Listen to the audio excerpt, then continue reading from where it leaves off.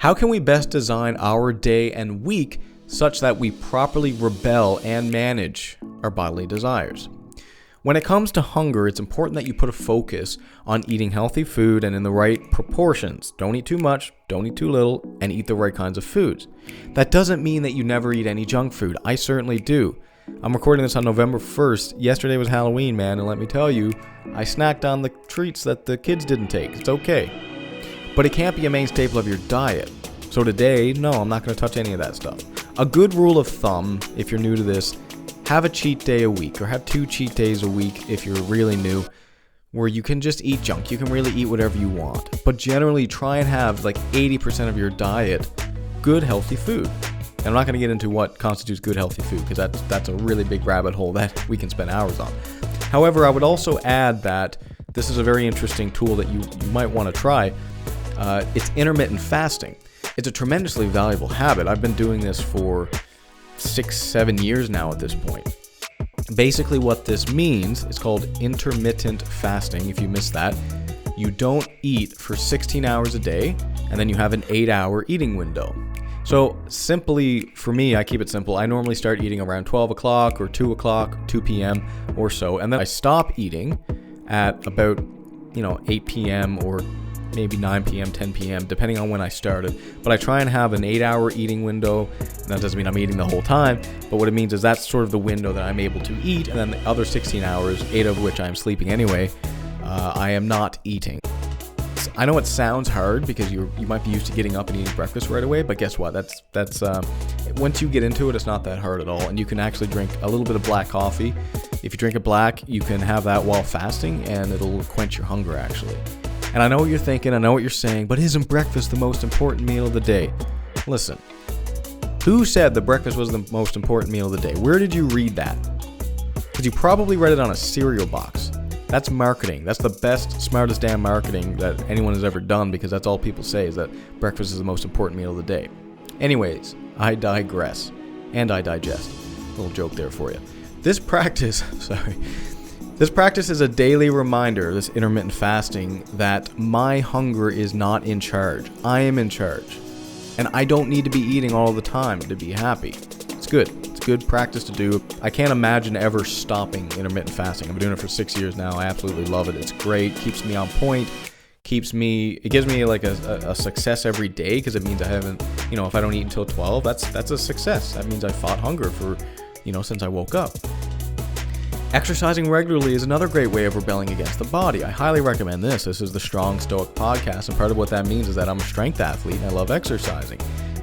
People always think that physical exercise is good for the physical body, and it is, of course, but it's really for the mind. It's all about keeping your mind sharp. I did a whole episode on stoicism and exercise. Go check that out.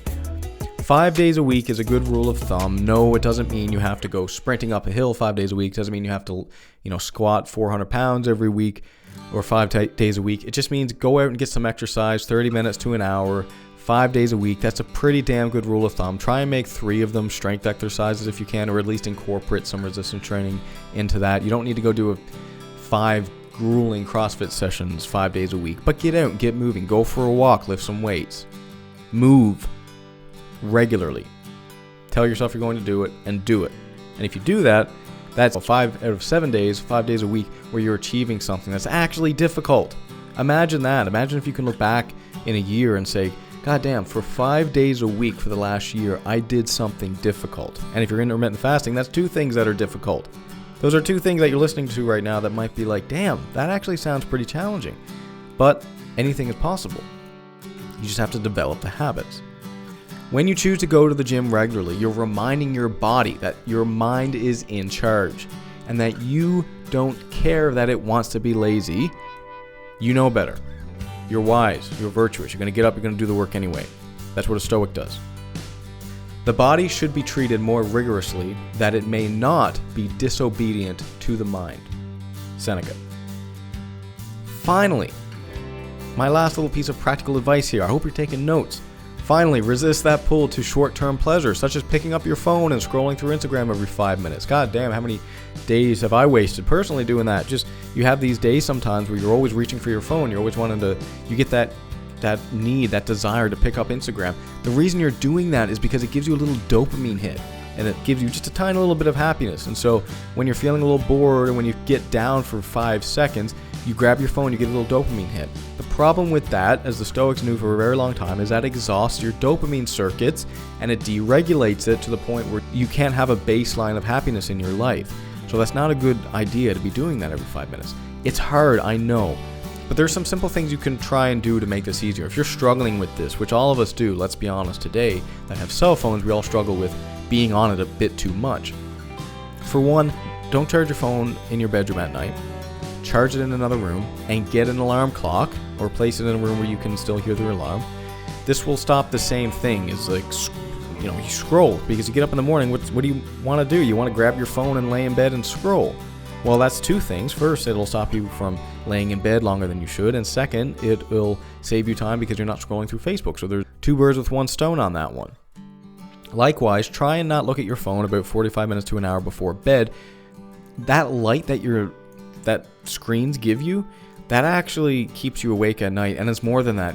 If you look at a screen, if you look at screen light or any kind of light too much in the evening, like in the late hours of the night, 9 to 10, 11 p.m. in that range, it actually has been shown to make you more depressed. So it's not a good idea. Stop it right now. You'll sleep better and you'll feel better and you'll be better.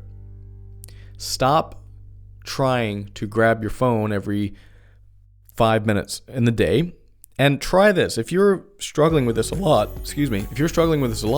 just try this. See if you can set a goal of 10 times a day when you go to reach for your phone, you don't. Now, if you got to answer a text, if you got to answer a phone call, that's something else. But if you're going there to do something unproductive, try like 10 times a day to, when you feel your hand go for that phone, stop. And at the same time, you can always scroll through Facebook a little bit, scroll through Instagram, allow some time for some death scrolling, but fight that impulse at least 10 times a day. It'll really keep those dopamine circuits tuned up.